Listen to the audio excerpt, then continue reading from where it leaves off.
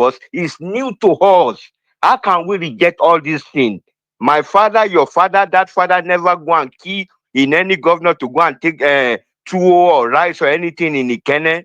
Why are we going to subject ourselves to this type of life? And the main thing tonight, thank you very much, Michael. Sometimes I watch your message, but you're sure I was just laughing. People around me think maybe I'm mad.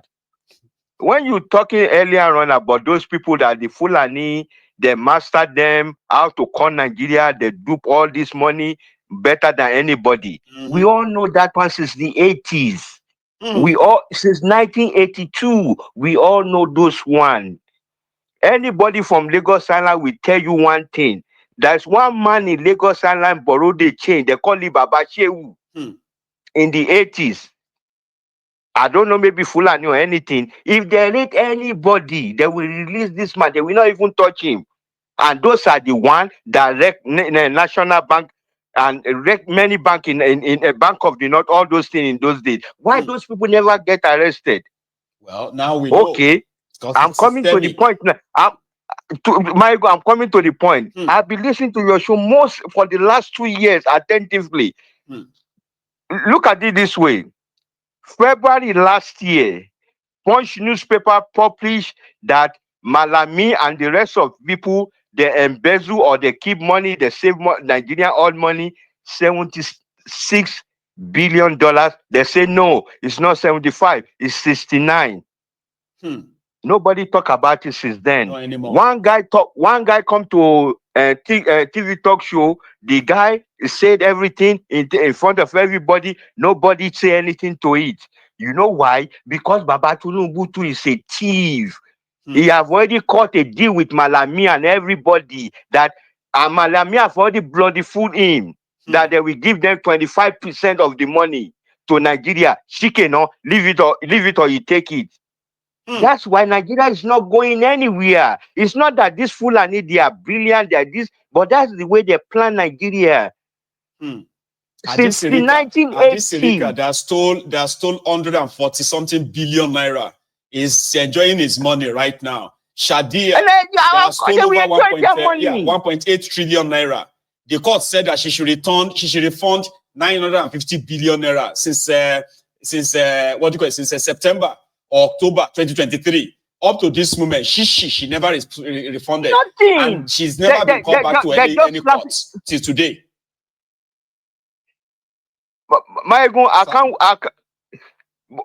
Maegun, thank you for all your show. Even when you are showing that judge blasting that man in the courthouse in Lagos State, I was screaming. Somebody in my neighbor was talking, maybe I run mad or something like this. But it's just so, just hyper.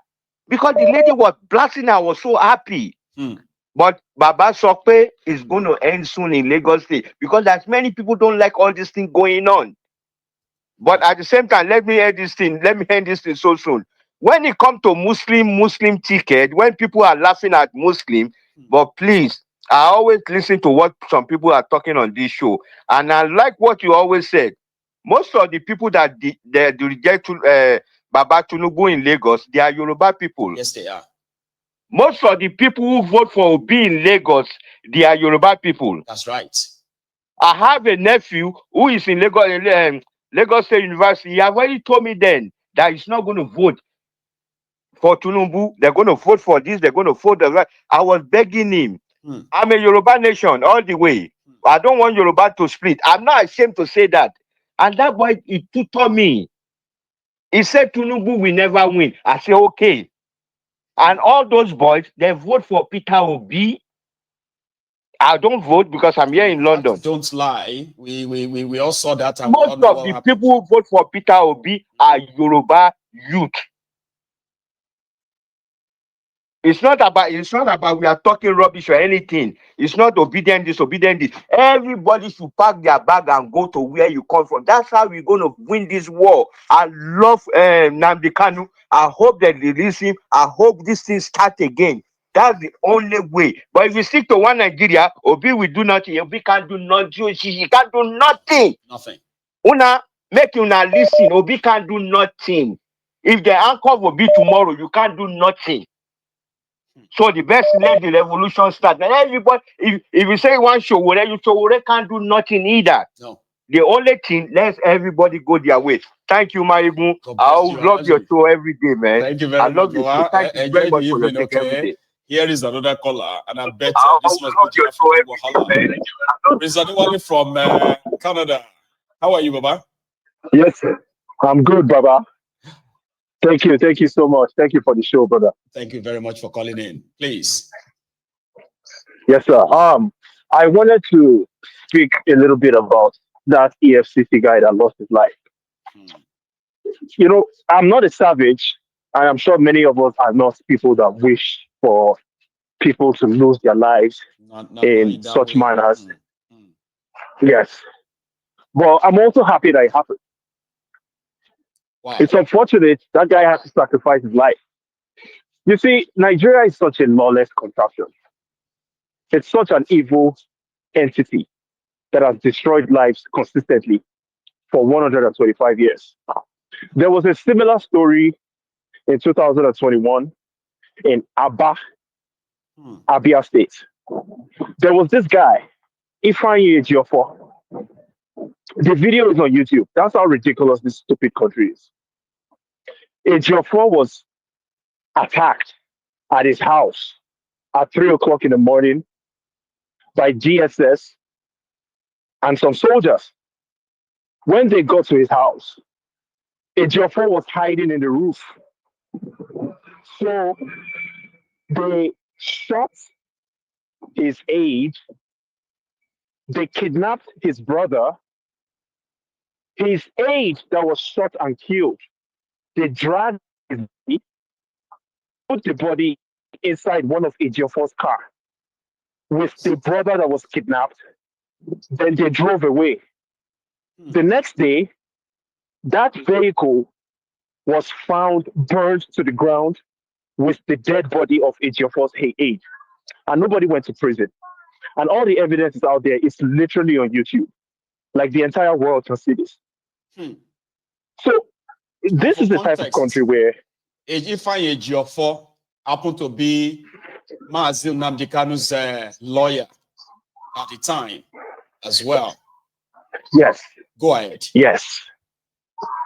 So if these types of blatant impunity could have been happening and nobody says anything, but now all of a sudden, the criminal EFCC organization, a terror group, if you ask me, that's what they are, a terrorist organization. They go and attack someone at 3 o'clock in the morning, then they get shot and killed. Yes, we don't want people to get shot and killed, but yes, we are happy that they got shot and killed. So that's my explanation. Like, and I just wanted why would you still go on a sting operation in the middle of the night when you already declared it illegal, that you stopped it? Only for you to now continue and then come back to justify it. It's only in a lawless place that happens. Exactly. So for those people that don't really understand some of these, you know, I'm glad that I could share this story. I mean, just YouTube it, Google it, you'll find the stories right there for you to see. Thank you so much, Mayego. Thank you for your time, brother. Thank you too, man. Thank you very much for calling in, okay? The African Wahala, Prince Adewale, right there from Canada. So thanks so much, everyone. And indeed, you know, it can always be eye-opening on Mayegun's Diary Political to understand the complexity of this contraption. And there's something too that we should always remember. When we say, may Nigeria not happen to you, nobody is actually really spared. Let's be honest. Whether you are on the side of Nigeria, you think you are riding on the tiger's back because they give you a gun. You are a soldier. You are a policeman. You are a DSS or EFCC who has all it takes to oppress others who don't have that same privilege. Nigeria can still happen to you or will happen to you. Nnamdi Kanu says, go and serve Nigeria and come back. You will come back in shame. That seems like a cause, but it's actually pretty much like a statement of facts. The thing is, it's a matter of time. Nigeria will always happen to, like, there is a caller. Hello. Nigeria always happen to, like, there is a caller. Hello. No. No, sir. You may need to mute the broadcast so that we can hear ourselves. Oh, sorry. Oh, yes, yeah, me. I'm just going to keep hearing it. Yeah, it's gone down now. How you doing, Baba? I'm very sorry, man. No, it's fine. It's all right. Now we are clear.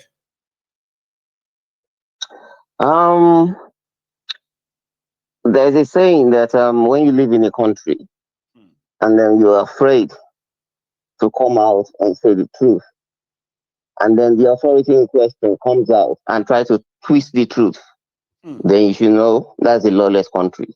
Absolutely, man. Because a lawful country should come out and investigate and bring out the corrupt entity within the report that you have filed. That's right. To say you are facing an injustice. Exactly. That was the saying of Edward Snowden. It should be investigated and the corrupt entity should be dealt with. But when the corrupt entity is in itself coming out to saying they are the savior of humanity, then everybody should run it helter-skelter out. I know. Because everybody is in deep shit, man. I mean, when people do something wrong, I say, oh, what we have done is wrong. Okay, we need to correct it. But you have to admit first that you are wrong. But in a situation where people don't see that they are wrong, there is no chance that they are going to make room for any changes. That is what we have in that Nigeria. You know, everyone is like the Lord of the banner, the Lord unto himself, the law unto themselves. And they always believe that they can become the victims of the same oppressive system that they are operating in. Nobody is going to be spared. No one is safe from a system that is so corrupt and corruptly managed. We are all like a victim to happen. We are still a victim to happen. It's unfortunate, man. Because right now, you look at the ups and downs in the Nigerian society, and craziness is all over the place. And then you check each other out as if, is that guy really, is he really making sense, or is he crazy? And he too is checking you out, and he is saying to himself, I don't think that guy is correct in the head, though. I think he's actually insane. That's when you know that, man. You are, it seems the crazy people, they've taken over the asylum. Now the lunatics have taken over the asylum. The lunatics. So the doctors should taking me. Yeah. They should marry you before they start using them for experiments. Exactly. You better pick race now when you still can, because it's going to get to a stage that you won't be able to run anymore. And let me do my one last. Exactly. Because the doctors will think they are in complete control of the asylum. They are the one treating the sick people. We are in control. But when the lunatics, when they take over the asylum, that's when you know that authority is upside down. And that's exactly there's nothing you can salvage right now. There's no salvaging anything apart from just break it down and start from scratch. Let everybody go. But you know, the Nigeria we all come from, they are trying to mend and patch, and then hope. Oh man, that everything will be fine. And then they say that everything is in God's control. God will help us in this country. And I look at them, you know, the minute they just mention that word, God will help us. I just look at them. Everything and I say, of God. And I say to them, you see that God you just mentioned? I may have been taking you serious all along. But you see, when you put God into this situation, that man is meant to handle by himself. The minute you bring that word God into my own conversation, that I'm trying to advise you, see you as a dubious and then I don't see you as a serious person anymore. I see you as a dubious person, because we can have a proper conversation, intelligent conversation, all right? And then you suddenly just turn it into You see it? Oh, now God, let's just hope that God will do something. I say, are you being for real? You are a dubious person. I'm off, please. And immediately they start saying, they move to the next line. And okay, believe it or not, actually, I'm a man of God. I owe a church that I had thousands of people and their GO. Because an incident happened to me. Yeah. I was in traffic. And this guy just bumped me from behind. Right. So we all got down. And we held up a lot of people behind us. Long line upon long line was encroaching onto us. And I said, I was expecting that he's going to say, oh, okay, it's my fault because he hit me from behind. This is my number. Or I'm going to give you 100,000 right now. I don't know how much it's going to cost you to repair this, but just take 100,000 right now and let's call it quits. I would have respected that. Even though if I end up repairing my car and it costs me 200,000, at least I'll know he tried. But immediately he started saying to me that let us settle this amicably. Okay. Well, the car is not all that damaged. And I said to him, I said, so I'm going to trust your word, your own word against mine. Meanwhile, I'm the one I'm having the problem here. You just damaged my vehicle. I said, okay, you need to trust me now. Believe what I'm saying. Okay. Because whether you believe it or not, I'm a man of God. You see, the minute you just mentioned that, I went crazy. Like, okay.